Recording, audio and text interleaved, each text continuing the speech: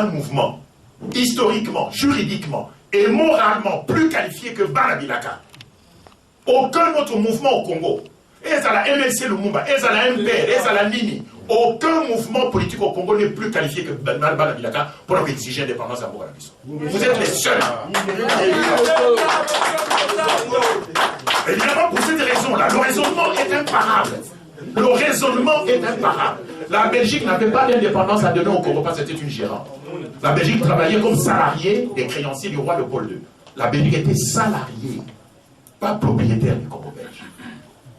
Et donc, elle n'a pas d'indépendance à donner au Congo. Elle a fait la Belgique depuis 1988. Dans le ici, la indépendance, c'est au Congo pour récupérer sa vie sur la salle à mon ennemie. Il n'y en a pas. Il n'y en a pas. C'est pour cela que Batan Balongo lit Belgique comme gérante. Hein?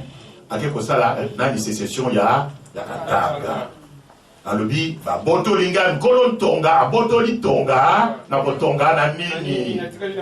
La machine est tirée pour l'élé. À quelque chose la sécession, il y a Sud Katanga, Sud Kassai, là c'est Yana, avec maintenant Albert Mogamnani, Molokwe, Kalonji, Itunga. La sécession, il y a la sécession Katanga avec Moïse Tchopé. Comment, à le bi, voilà, bien la gérance, il n'y a aucun Moussuni. Moussuni, le Katanga et le Sud Kassai. Au monde. Tango onu ayeko yeba que Belgique a fait la bandoline soto va tindi na l'état comme Marshall na onu pas pour casser Belgique. Et c'est comme ça que Dakar Marshall, le tout premier secrétaire général des Nations Unies et le dernier, Wapi, dans la crise congolaise. Le Koutate, hein? Aucun autre pays n'a connu ça. Aucun autre pays. Donc les alliés, preuve dans un ça dit non, parce que ce sont des faits d'histoire, par exemple, à gauche, à droite, pour qu'ils se comprendre, il y a toute en confusion. Mais moi, depuis 1988, alors, les loyaux, hein, les loyaux, donc on est dans le 21e siècle, hein, quel est le minerai le plus important, le plus stratégique du 21e siècle? Boniati. Boniati. Le coltan, la colombo-tantalite, c'est le minerai le plus stratégique du 21e siècle, parce que c'est le minerai qui finance les industries électroniques. Et les industries électroniques fondent la puissance des nations aujourd'hui. La forêt équatoriale.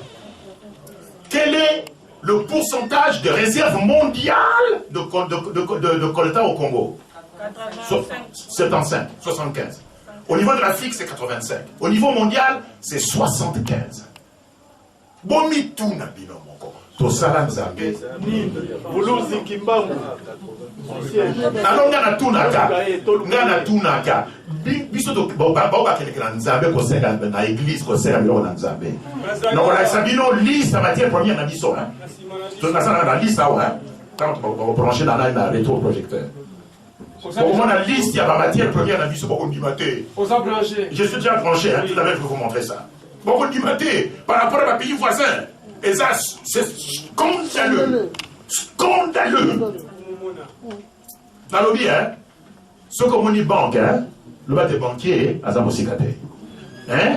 Ce qu'on dit banque, le bâtiment de banque, à Zamosikate. Ce qu'on dit trésor, le bâtiment trésorier, à Zamosikate. Beaucoup de trésors, il y a dans le Congo. Vous voyez bien le trésor, hein? Mais vous ne me demandez pas, mais où est le trésorier? Il faut remettre tout là. Si vous voyez un trésor, demandez-vous où est le trésorier, quand même.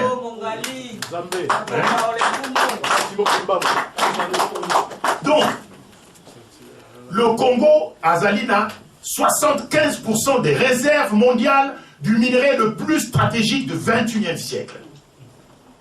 Sans le coltan, il n'y a pas de sous-marin atomique, il n'y a pas de satellite, il n'y a pas d'ordinateur, il n'y a pas de GSM, il n'y a pas de GPS, il n'y a pas de scanner, il n'y a rien. Ok? Bon. Alors, ce Congo Canabiso, qui est le pays le plus riche au monde, est habité par le peuple le plus pauvre au monde. Mais c'est un cas unique. Pour la Mokili, tout ça, Bazali riche, peuple Bango Bazali paix riche. Nous avons des pays qui sont pauvres, dont le peuple est aussi pauvre. Nous avons des pays qui sont pauvres, mais dont le peuple est riche. Mais le Congo est le seul pays au monde dont le pays est riche, mais le peuple pauvre.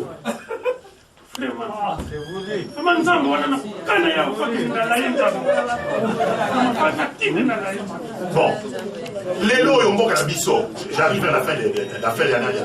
Ma preuve, bon, to yamba bapaya na mboka na biso. Hein? Toza peu comme à Boboto, l'hospitalité qui est l'une des vertus de l'humanisme bantou. L'hospitalité, dans Kokaba. Hein? Kokaba, le partage. Au lieu d'être comme ça, non, Kokaba, Baboko Polélé. Hein? Kokaba, qui est l'une des vertus majeures. Toyambi, bateau, les Rwandais et les Burundais depuis 1935. Les premières vagues. Les Angolais, c'est beaucoup plus tard, après, à partir de 1975, c'était la guerre, d'abord la libération. Quoi. Mais les Angolais n'avaient aucune raison de venir chez nous, il n'y avait pas de guerre chez eux. Mais les Burundais, les Rwandais, depuis 1935, les premières vagues d'immigration. Parce qu'il n'y avait pas d'abysso dans le Congo belge, sous une mission qui s'appelait MIB, M-I-B, Mission d'immigration belge. De même que, Kostuman, Togolais, parce qu'il n'y avait pas d'abysso. Ce sont des Togolais. Mobutu, son père et sa mère, ils sont des Togolais. Le père de Mobutu s'appelait Aoudipé. Le père de Mobutu s'appelait Aoudipé. Et Mobutu est né à Poto Brazzaville, rue Paul Okamba, en 1928. Oui, oui. Ça fait 1988 que je suis en train de faire ça. Il est né à rue Paul Okamba, Poto Brazzaville, en 1928. Maman Yémo n'est pas sa mère. Sa mère est morte quand Mobutu était âgé de 2 ans. Papa Naye, c'était un cheminot. Son père était un cheminot, il est venu travailler comme Togolais sur le chemin de fer Brazzaville-Océan. Faut être un missionnaire. Bon. Mais ça, c'est une autre histoire. Donc, dans un Poussana, le Congo est le seul pays au monde, Yango Oyo Mama, qui a donné le seul prophète noir connu à la personne de...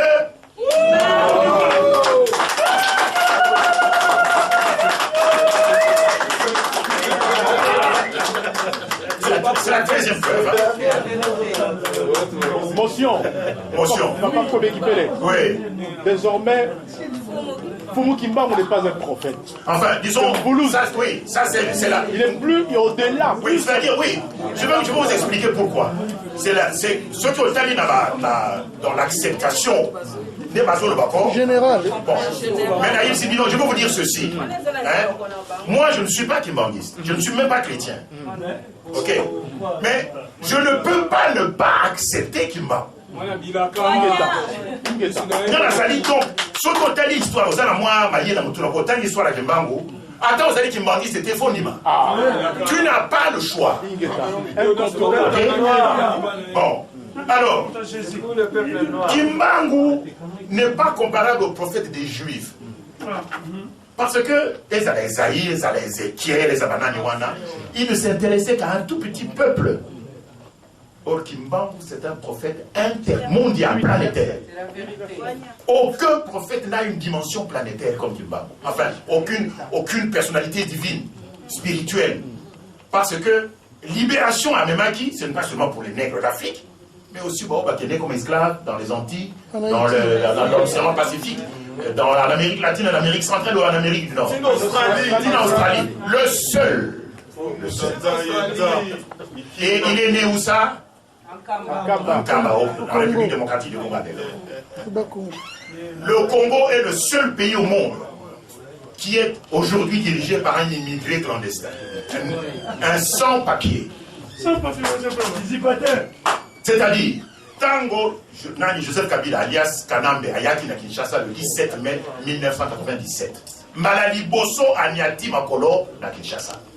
C'était la toute première fois. Madame Mamani a bataillé, et qui n'est pas Sifa, évidemment. C'est la toute première fois que Joseph Kabila a Aniati Kinshasa pour la première fois, le 17 mai 1997. Azaki n'a pas sporté, Azaki n'a visaté, il n'avait aucun document sur lui. Et 3 ans et demi plus tard, le 16 janvier 2001, il a commis le président de la République. Bandanza Basalamoki.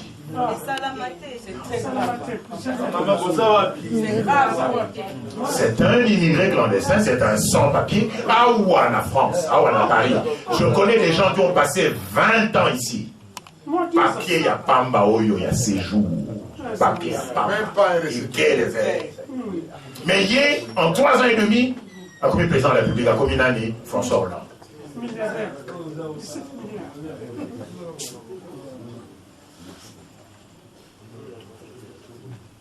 Bon, Yokako, je tends vers la fin. C'est la 15e preuve. Boyebi David Wabela Diopay. Hein? Mandombe. Oniat. Il a été empoisonné en route vers l'Inde à Turquie, le 1er avril. Je l'ai rencontré personnellement à Liège. Il m'a remis, à Tanga, les écritures Mandombe. C'est la seule écriture au monde. Hein? La seule écriture au monde, oui, de gauche à droite, de droite à gauche, de haut en bas et de bas en haut. C'est la seule écriture au monde qui arabe au de droite à gauche. L'alphabet latin de gauche à droite. Le chinois de haut en bas, de bas en haut. Mais le Mandombe, vous lisez dans les 4 points cardinaux. C'est une écriture qui se lit dans les 4 points cardinaux à partir de 2 chiffres, le 2 et le 5. Et ce sera l'écriture qui va enfin sauver l'humanité. Parce qu'à partir de cette écriture, toutes les autres sciences, tout le savoir humain, même l'électronique est dans la carte. Il y a des professeurs de Mandombe en France. Il y a Tina Liège, on peut s'habiller son cours. Je suis le seul comme ça, les baillis, la Mandombe. Et Mandombe, ezali ya papa Wabeladio, frère Wabeladio, azali mwana na biso. 16e preuve, il reste encore 3. La Chine populaire, a à peu près 1,3 milliard d'habitants. Hein? 1,3 milliard d'habitants. Ethnie, bazali 56. Hein? 1,3 milliard d'habitants. Ethnie 56. Le Nigeria, c'est le pays noir le plus peuplé, hein? 120 millions d'habitants à peu près. Parce que tout ça, tout ça, je crois qu'il doit avoir 4 ou 5 ethnies. Bien. Bissot, tout ça, on a ethnie combien? 800.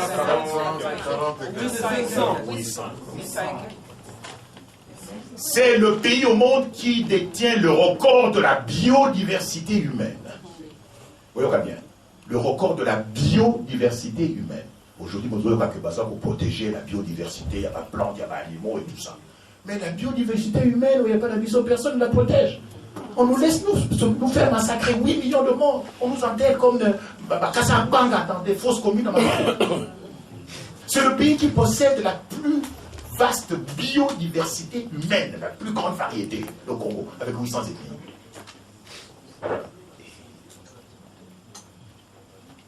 17e preuve. Comme il a été, hein, d'après vous,